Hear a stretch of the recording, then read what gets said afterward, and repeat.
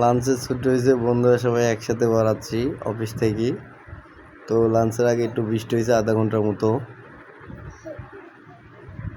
তো বৃষ্টির মোড়ে কাদো, রাস্তার জ্যামও হয়েছে অনেক, রিক্সা ভ্যান সব জ্যামে আটকে গেছে।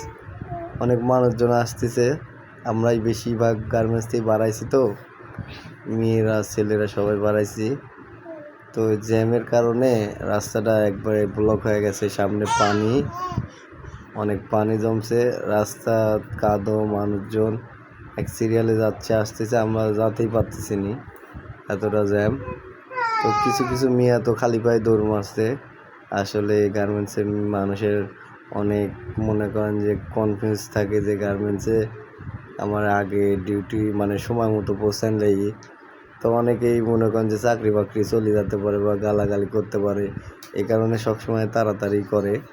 রাস্তাতে দেন কত পানি দেখছেন, রাস্তা তো অনেক পানি।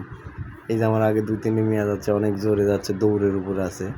তাদের মনে করেন যে টাইম মেনটেন করা তাদের মানে একটু পিছা হয়ে গেছে, ঠিক আছে।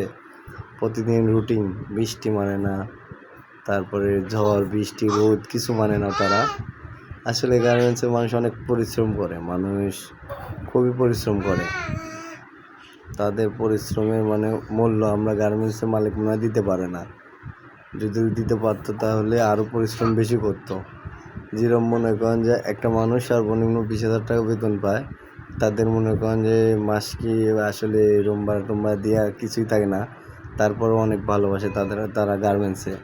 দেখুন একটা মানুষ দেখেন, এই যে আমার সামনে দিয়ে আসতে দেন, আমি আবার পিছিয়ে ধরি, একটা বার দেখেন আপনি কেমন লাগে, কত মানুষ। এখন তো বৃষ্টি